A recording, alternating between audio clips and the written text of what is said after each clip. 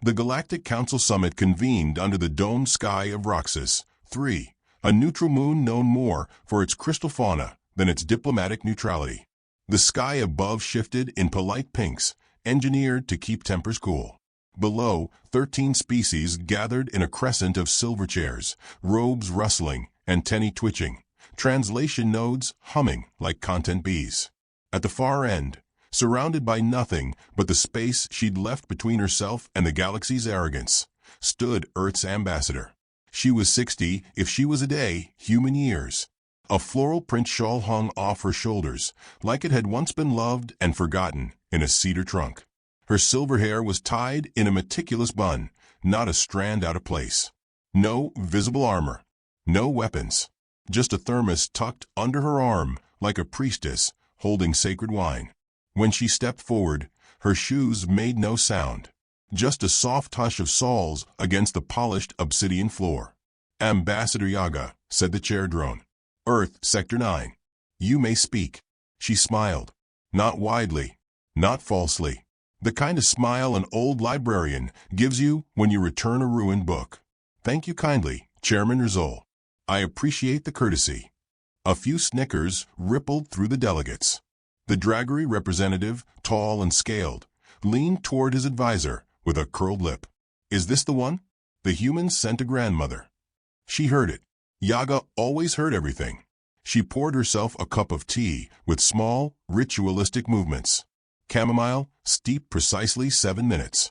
Her hands did not tremble. "Esteemed members of the council," she began, voice soft but firm, "I've come today to offer Earth's final position on the issue of border provocations, trade route seizures, and disappearances." An amphibian diplomat waved a webbed hand dismissively. "Earth exaggerates. Isolated pirate incidents." Yaga nodded, as if that were a reasonable perspective. "Yes, isolated and coordinated, and somehow always happening within 30 hours of an Empire scout ship passing through." Another murmur. The kind of uncomfortable noise that means someone's realizing they've been caught holding a lit match above a powder keg. Chairman Rizol tried to bring the room back to order. "Earth has suffered losses. The Council acknowledges." "We don't want an apology," she said gently. "We want to be left alone." She sipped her tea. Several representatives blinked at the simplicity of the demand. The Draggery warlord stood. "This is absurd. Your species is barely a footnote in history. You pollute, overbreed, bicker with your own kind." "Yes," she said warmly. "We're a mess. But we're our mess. And we're awfully good at cleaning it up when pushed." He snarled. "If Earth continues its defiance, the Empire reserves the right to re-educate. Colonization protocols will be engaged. You will be civilized by orbital fire if necessary." Silence fell like a guillotine. Yaga's expression didn't change. She tilted her head, as if regarding a mildly disappointing souffle. "Then, I understand. Thank you for your clarity." A pause. Nothing more. She placed her thermos on the table, uncapped it. Steam coiled into the air like breath from a sleeping dragon. Something sharp and metallic pinged in the far sensors. A few council aides glanced at their data slates. Network interruptions. Static. Harmless. Chairman Rizol cleared his throat. "Madam Ambassador, is that?" "Oh, just tea," she said. "Would you like some? It's human tradition to share something warm when tensions rise. It soothes the bones." None accepted. From the back of the chamber, a Lauranite emissary whispered to their kin. She's stalling. They're planning something. Yaga looked around the room. Her gaze was gentle, grandmotherly, and utterly unreadable. "We humans have an old saying," she said. "Let sleeping dogs lie." It means don't provoke something just because it's quiet. The reptilian warlord scoffed. "You think yourselves dangerous?" "Oh no," she said. "We think ourselves tired. And that's worse. Tired creatures don't make threats. They make arrangements." Her eyes, behind delicate spectacles, met his. That was the moment he stopped grinning. The chair drone interrupted. "Ambassador Yaga, your time is—" "I'm finished." She capped her thermos, tucked it back under her arm. "Thank you for your patience." She turned, walking slowly toward the exit. Her footsteps still whisper-soft. The air behind her felt heavier, as though something ancient had passed through the room, something wearing the skin of a human diplomat. Chairman Rizol addressed the council. Let us recess to consider Earth's statements in private. But the reptilian warlord bared his fangs. I say we strike now. Show these soft-bellied mammals what power means. In the hallway, a human aide, young, nervous, dressed in a crisp civilian uniform, caught up to Yaga. Ma'am, was that wise? That warlord, he just threatened planetary sterilization. She patted his arm. Oh dear, he thinks that was a threat. Poor thing. He blinked. Are we doing anything about it? She gave a slow smile. I've already made arrangements. He fell into silence beside her as they walked. Behind them, the delegates were still shouting. Somewhere in the council chamber, the floor's undercurrent of coded nanites pulsed once, unnoticed. A tiny tremor, a single seed taking root. The aide exhaled. Should I notify Central? Yaga pulled a small, ancient device from her coat. It looked like a pocket watch. She clicked it once. Somewhere, light years away, something ancient stirred. No need, she said. I've notified the right people. Are we really going to war? She stopped, turned to him. And for the first time, he saw something behind her eyes. Not fury, not fear. A kind of gravity. Like someone who'd once held the weight of dying stars in her palm and found them light. My boy, she said gently. War is what they wanted. We'll give them something worse. Understanding. They stepped into the human shuttle, its door closing behind them with a hiss. As the ship pulled away from Roxas 3, the stars beyond seemed to lean closer. Inside, Yaga poured herself another cup of tea. The aide sat across from her, hands fidgeting. Ma'am, he asked quietly, what do they call you? I mean, what do the others call you? Back home. In Central. She stirred the tea, eyes fixed on the swirling liquid. Some call me Baba Yaga. He flinched. Wait. The Baba Yaga. She raised an eyebrow. Is there another? The silence that followed wasn't heavy. It was absolute. Out the shuttle's window, the moon of Roxas 3 gleamed, unaware that its summit had just triggered the slow unraveling of an empire.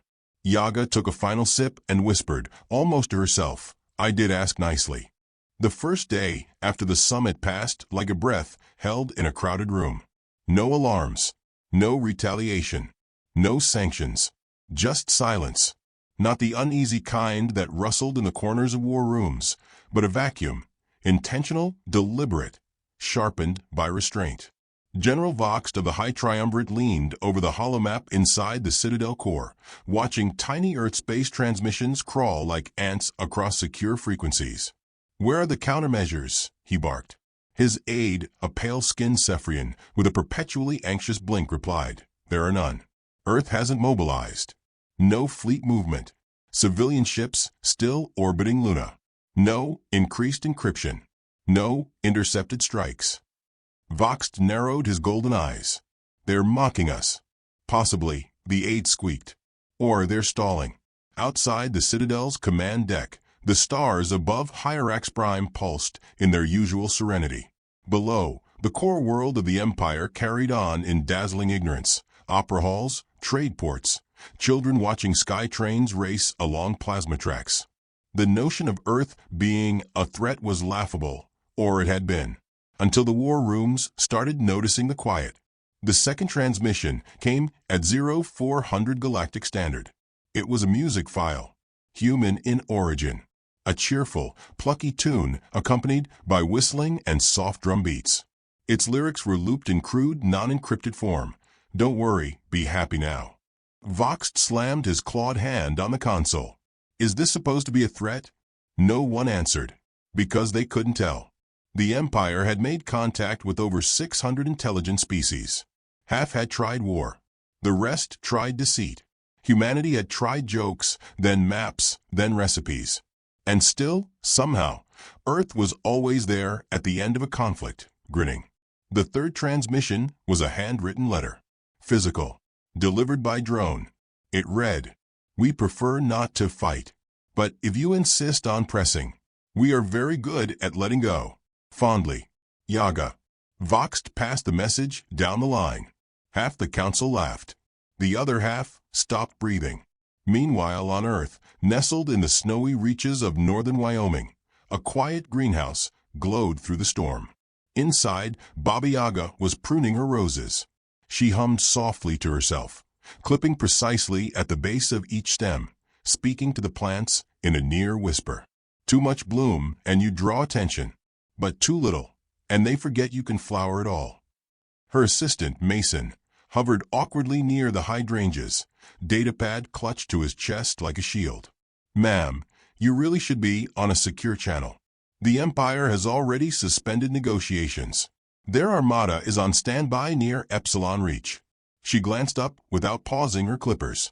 They're waiting for something. That's all this is. They're waiting for a reason to strike. No, she said, setting a petal aside. They're waiting for confirmation they've already lost. Mason stared. I don't understand. You will. She turned to him fully now, her voice gentler. Humans don't strike with force. Not first. We unmake things. Slowly. Precisely. We make silence contagious. A chime echoed from the corner terminal. Mason read the data. His blood went cold. Ma'am, the Corellian vanguard just disappeared. An entire dreadnought fleet. Yaga returned to her roses. One day, she murmured, they'll stop calling it disappearance and start calling it consequence. Across the stars, panic bloomed like mold. The council chamber on Vroxus, 3 had been sealed, sterilized, then abandoned. They couldn't trace what had gone wrong, only that something had. Systems began failing. Not weapons, not shields, but logic arrays, AI cognitive cores, linguistic subroutines. Ships began forgetting how to identify friend from foe. A single fleet engaged itself above the Molothan expanse, turning into a beautiful, synchronized suicide. The Empire blamed saboteurs. Then internal rebellion. Then quantum ghosts. The truth was simpler. Yaga had given them 2 days. That was generous. It's not war, she had once told Earth's War Committee. It's gardening. First, you remove the weeds. Then you burn the roots. Mason sat beside her at a wooden bench as flakes of snow ghosted against the windows. Ma'am, how did you know they'd respond like this? That silence would spook them. She poured him tea. Jasmine this time. Human comfort in a ceramic cup. Because empires are loud things. They need echoes. When you take those away, they panic. But the systems, how are they failing? We haven't attacked them. She smiled softly. Haven't we? On another planet, an archivist AI collapsed mid-sentence while reading human folklore. On a moon orbiting Yggdrasil 7, an Empire admiral received a notification that all fleet orders had been rerouted to a black hole. On Lux Prime, an ambassador tried to speak and could only say "I'm sorry" over and over again in an unfamiliar human accent. Earth hadn't hacked them. It had haunted them. Mason stared into his tea, then dared to ask, what did they do, really? That made you decide to come out of retirement? Yaga's pruning paused. Her breath frosted in the cold air. They incinerated a listening post. 47 humans. Unarmed. Botanists. Linguists. Children. They called it preemptive sterilization. Mason looked away. I didn't know. Few do. They scrubbed the records. Didn't want martyrs. But I remembered. Her fingers, wrapped in gardening gloves, clenched around a thorn. A droplet of blood welled from her palm. She ignored it. I keep their names. All 47. Every night before sleep. Silence returned to the greenhouse. In the far quadrants, Empire comms tried to reboot. AI screamed in binary. Sensor stations began reporting phenomena that shouldn't exist. Ships cloaked in nothing. Footsteps in sealed hallways. Human lullabies playing in reactor cores.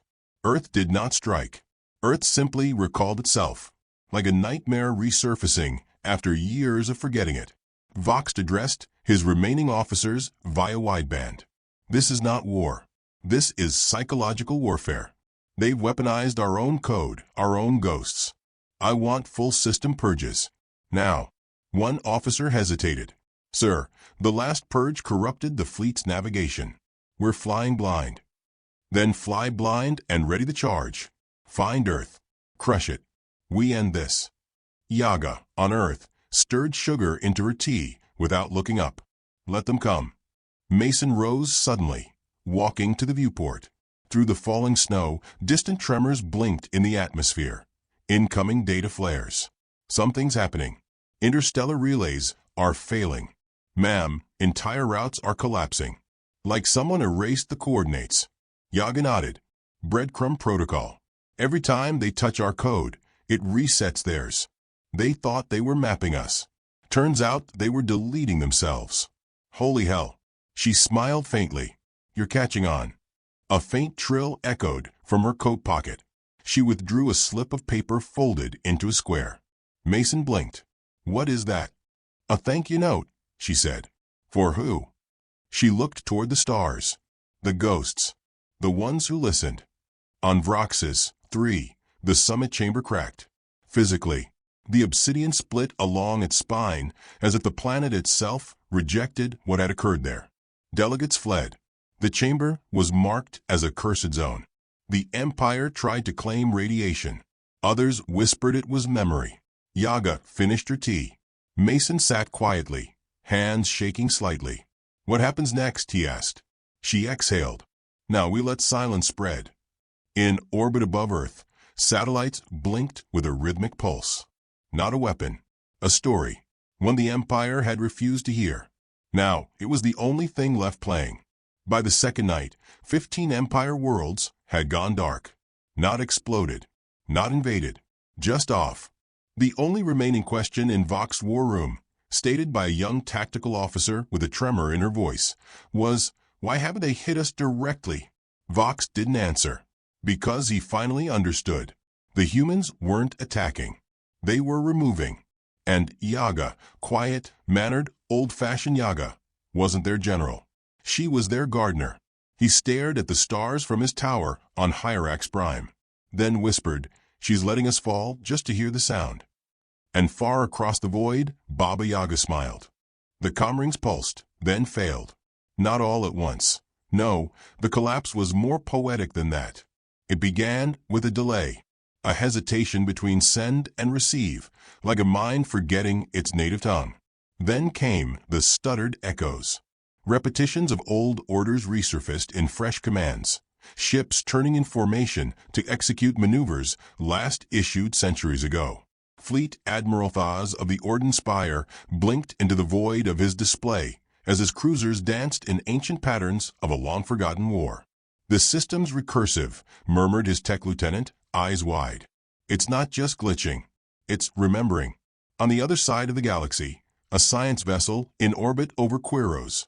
7 picked up transmissions from a defunct human probe, one that hadn't emitted signals in decades.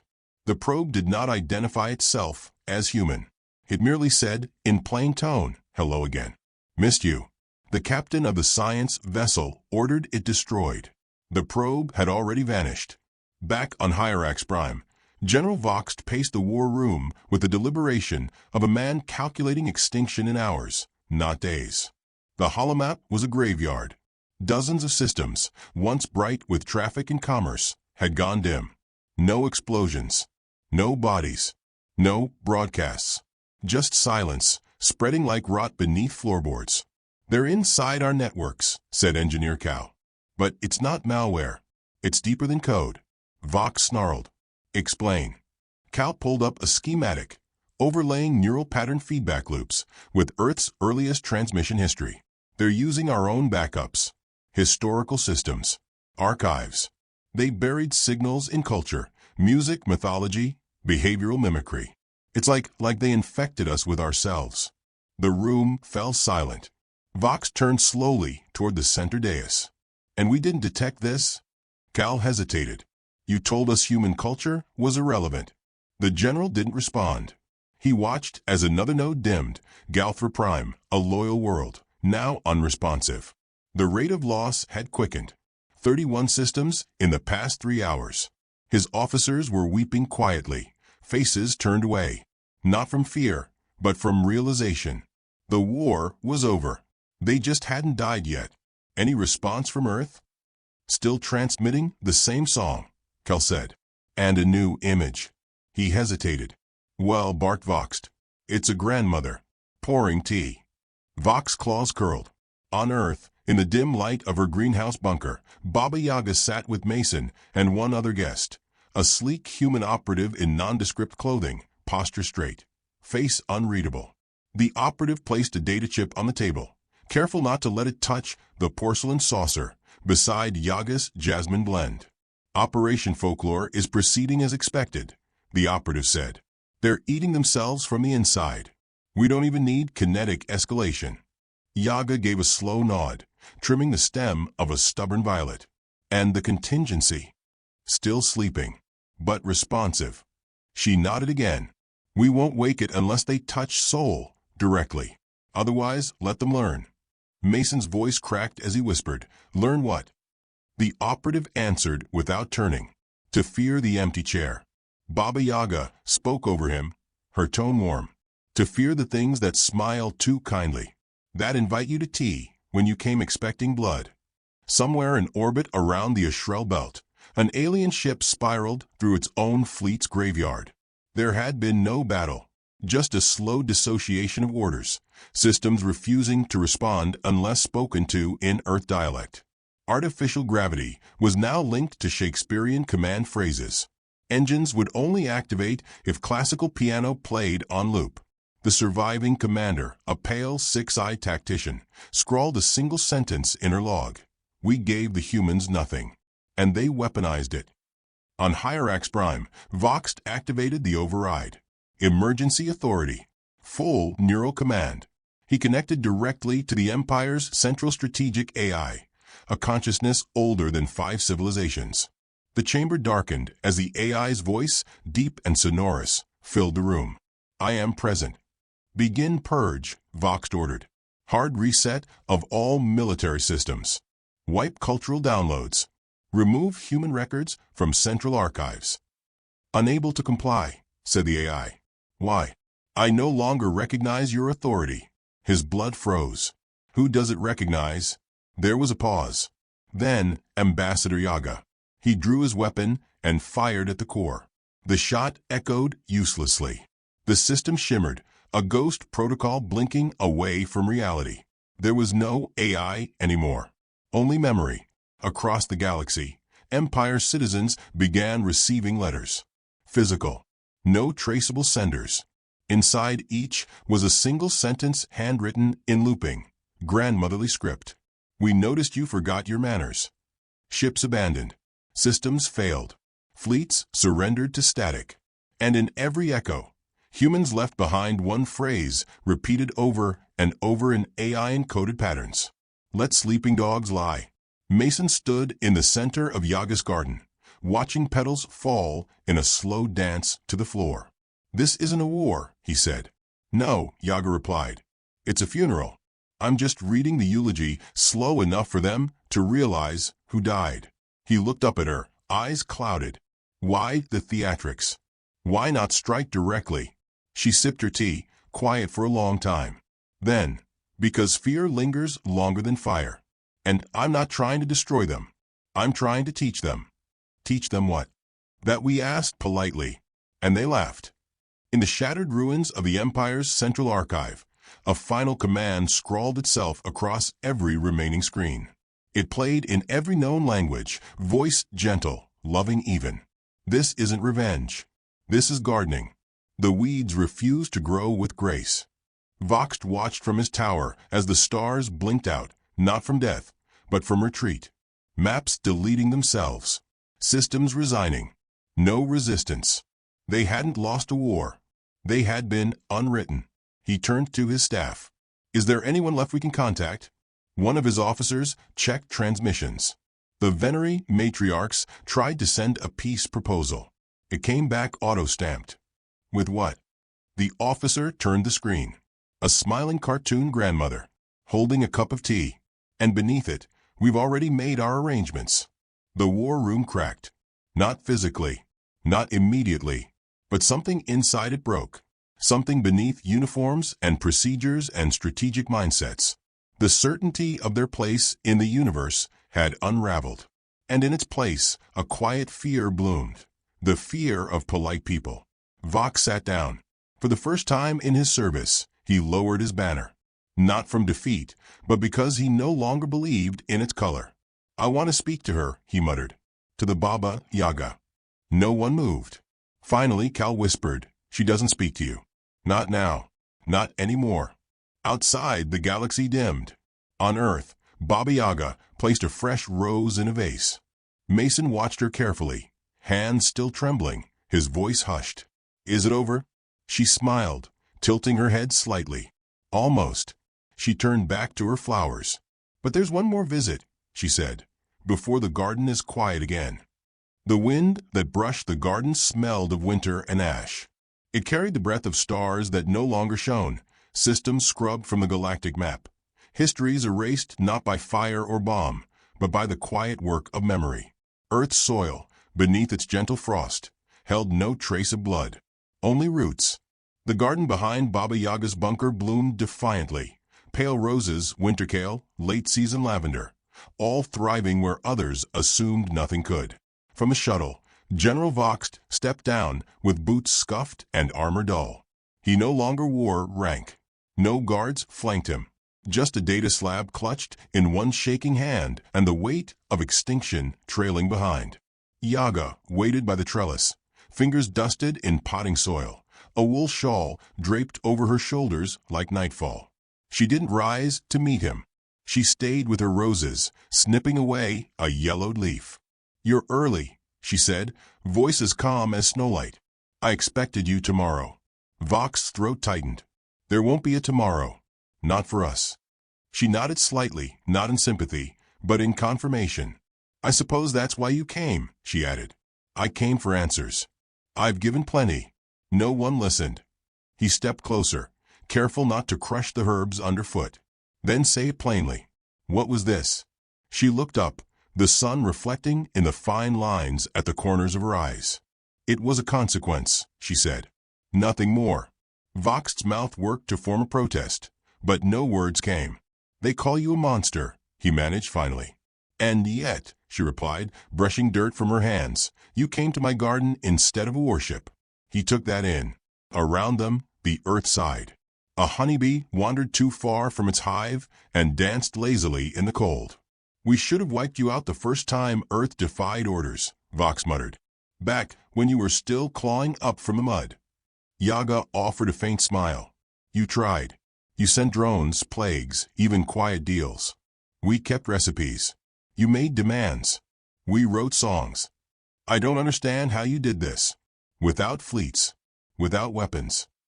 We used what we had," she said. "Your systems. Your memories. Your assumptions." He stared at the garden like it was a graveyard. "You dismantled an empire with manners and poetry." "No," she said. "I dismantled it with grief. The rest was seasoning." Vox flinched, looking away. Was it worth it? She considered that, watching a pair of mourning doves flutter across the fence. "I held on to peace for as long as I could," she said softly. "You burned a listening post. You erased names like they were clutter. You called it sterilization." Her voice never rose, but the cold seemed sharper now. "They were my students. My children's children. 47 souls I taught how to find beauty in foreign stars." Vox swallowed. "We thought Earth was bluffing," he whispered. "You always thought we were bluffing," she said.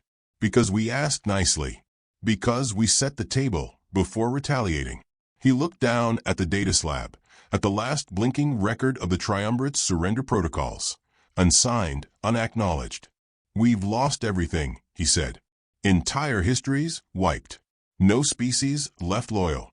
Even our own ships refuse orders now." "Memory is louder than tyranny," she replied. He lifted his eyes. "What happens now?" She turned and gestured toward the edge of the garden, where a simple wooden chair waited beside a second, empty one. "You sit," she said. "You listen. And then you remember." He hesitated. "That's all." "No," she said gently. "Then you return home and you rebuild. But this time without forgetting." They sat. The sun peeked over the clouds like a child through curtains, casting long light across the frozen grass. Vox noticed the careful rows, how each plant had space to breathe. Nothing crowded, nothing wasted, just quiet design. You were a war tactician once, he said. I was a child of war. Then I became a gardener. What changed? I realized seeds don't need shouting to grow, she answered. They need time and quiet. He studied her hands, delicate, veined, strong. Not hands that flinched. Not hands that ever once forgot. I thought the galaxy feared humans because of your unpredictability, Vox muttered. They fear us, she said, because we take pain and turn it into plan. A silence settled between them, not heavy, not hostile, but sacred. Then Yaga spoke, as if finishing a story he hadn't realized she'd begun. We offered peace. We shared maps, stories, alliances. You thought we were weak because we laughed. Because we danced, made jokes, held hands in the dark. She looked at him then. Really looked. But we have oceans older than your myths. Forests that remember the taste of meteors. You mistook patience for passivity. He shifted in his seat. You talk like humanity is a force of nature. No, she said. We're a consequence of forgetting nature. Something in her tone made him still. It wasn't threat. It was truth. And truth, as he had learned too late, was not negotiable. A soft ping vibrated on her old terminal. She rose, checked the message, and returned. The Venery have begun planting human crops. Tomatoes. Spinach. They're calling it Earth's apology. He blinked. That's unexpected. She smiled. Grief is the first step toward growth. We just gave them the soil. He leaned back, weariness clinging to him like dust. There are still others. Survivors. Worlds that don't understand what's happened.